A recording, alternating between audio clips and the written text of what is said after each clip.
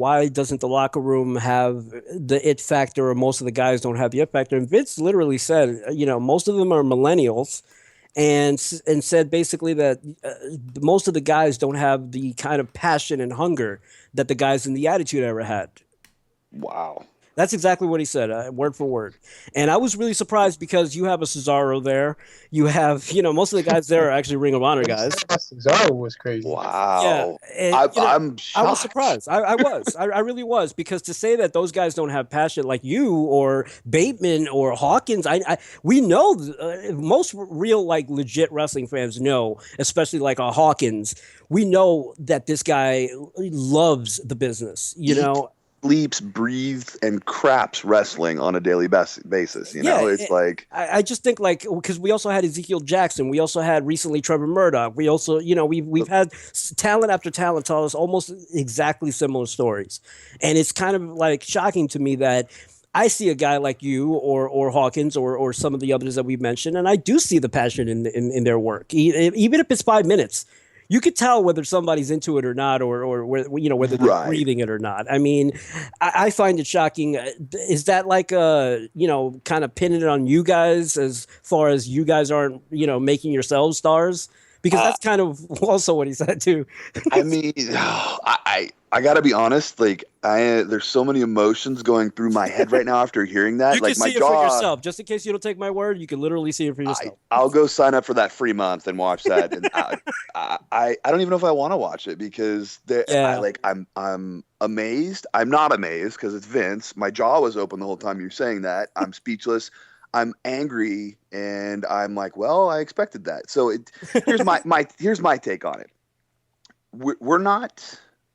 Maybe there's I think it could be the disconnect in what we're being taught at training, and the ultimate humbleness we're supposed to have, and the yes sir, shake everybody's hand sir, don't do anything wrong, you shut your mouth until a veteran talks to you. That whole upbringing in FCW is what we were taught. Right. Well, if we're brought up to be scared of these guys, how are you supposed to break out and take a chance? Right. That's not going to happen. It's literally beat into you down there. Like, you do not mouth off. You do not try something. You do what that heel tells you to in the ring, and you just follow the rules if you want to have a job. Which absolutely makes no sense to me. If you're trying to get somebody over and you're telling them all of that, how are you going to get over?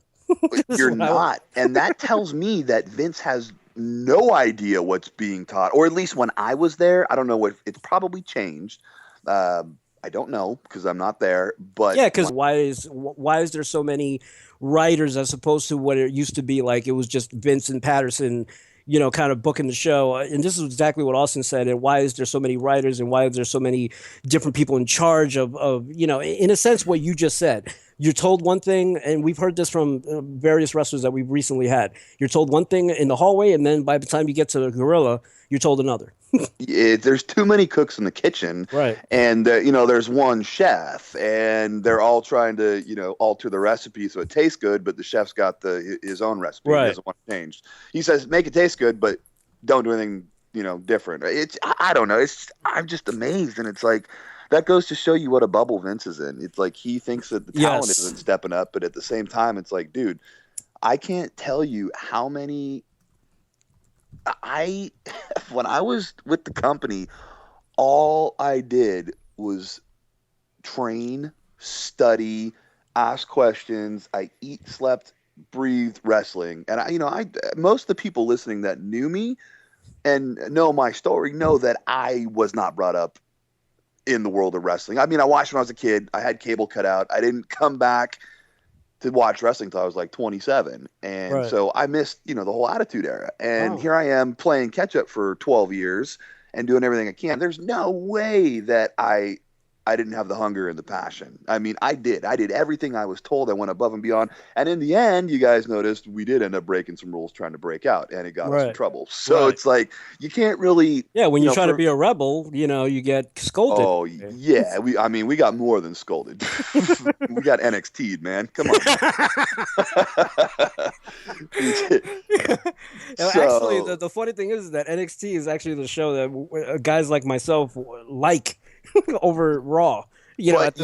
That was where it was going when we were there. It was nobody up top really gives a crap about it. So it's a free for all, and that's guys get to experiment down there and break some rules. Is that you? Do you feel being in a locker room, especially in the WWE, that hearing something like that from the guy, from Vince, do you think that's like a kick in the stomach to the locker room in a sense? Because now people watching that, they're like, "Wow, you're telling me that I'm not busting my ass?" Yeah, well, here's my perspective. Because the locker room is already in disarray. So yeah, it's crazy. Well, check it out, man. Since I left wrestling, there's so much negativity in the company floating around between the roster, the agents. Right. You'll hear guys when they do podcasts, when they leave, they do interviews. They say after they get over the initial hump of being released, it's the most freeing thing they've ever felt. They feel great. They feel relieved.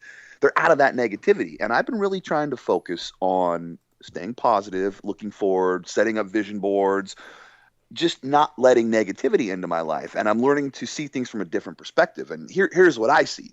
Now, if I were to go back and I was in that locker room today, with all the things I've learned in the couple of years that I've been gone and all this positive development I've been immersing myself in, I would say, okay, Vince said this is his perspective. How do I get that path to be what he wants me to be? Right. In my eyes, and what I'm hearing, it says, I want you to break some rules and I want you to stand out. Right. So I'd be like, okay, I'm going to go break every rule in the book, and I'm going to, I'm going to try. I'm going to try something completely different, and I'm going to do what the guys in the Attitude Era did. And that's just how it's going to be. And then, of course, we would see you on the future endeavors list.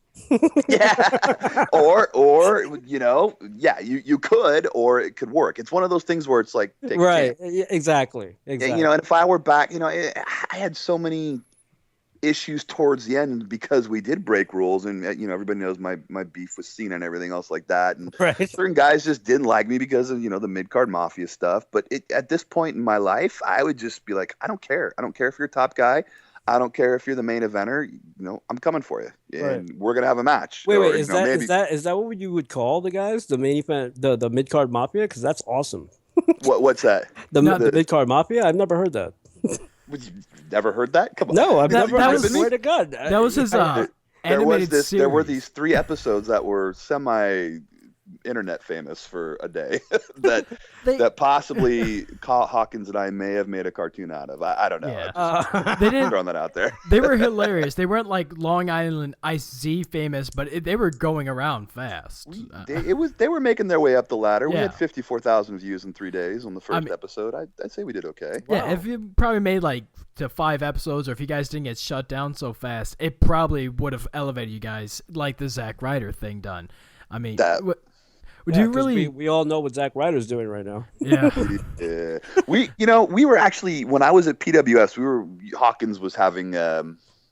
He informed me that they were making fantasy, kind of fantasy football, but fantasy wrestling matches for when he does get future endeavored. So who gets to book him first? I love you, Matt, but that's like a badge of honor now for you guys, the future endeavored thing. Yeah, it's like we did our time, and here we go.